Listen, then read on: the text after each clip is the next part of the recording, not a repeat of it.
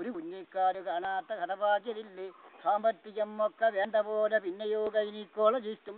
എന്നിട്ട് പോലും ദാമ്പത്യം പൂക്കാതെ പോകുന്നതെന്തേ? ഒറ്റപ്രസവത്തിൽ 8 എണ്ണവും കണ്ടതില്ലേ? വ്യത്യാസം വിനാ മുലപ്പാലം നൂട്ടുവാൻ ആയൊരമ്മ വിഷമിച്ചതില്ലേ? സയാമീസ് ഇരട്ടയും മഹാസങ്കടം തന്നെയല്ലേ?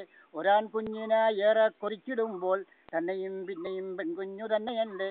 നേർച്ചയും നെയ്വിളക്കും നിത്യേനയല്ലേ? കഥാകൃത്ത് കളിപ്പിക്കുന്നതൊക്കെ കളി തന്നെയല്ലേ? 80 കഴിഞ്ഞ ദന്തം കൊഴിഞ്ഞൊരുത്തൻ അകലാഴിയിൽ മുങ്ങി താഴുന്നതെന്ത്? വസന്തം വന്നു വഴിവാർന്നിടുമ്പോൾ അവനെ അന്തകൻ വിഴുങ്ങുന്നതെന്ത്?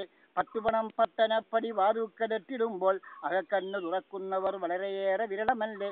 വിചാരങ്ങളെ വിരിതട്ടി വീട്ടിടുമ്പോൾ ത്രസിക്കുന്ന ഹൃദയം തറയ്ക്കുന്നു പ്രപഞ്ചശക്തിയിൽ.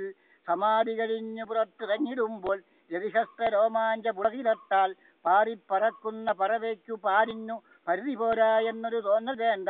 പൂരാനിവാസി കൊട്ടാരം കയറിടുമ്പോൾ പൂരക്കാരോട് ക്രൂരത കാണിച്ചിടേണ്ട. മായാവിലാസ പരിധി കവച്ചു വെച്ചു കൂത്താടാനൊന്ന് കൊതിച്ചിടേണ്ട. ഇവിടെ ആദ്യത്തെ കവിത ഐശാട്ടി വന്ന കവിതയുണ്ട്. നിങ്ങളെ അഡ്രസ് നിങ്ങളെ പേര് പേര് അബ്ദുൽ സലാം കാഞ്ഞിരപ്പള്ളി.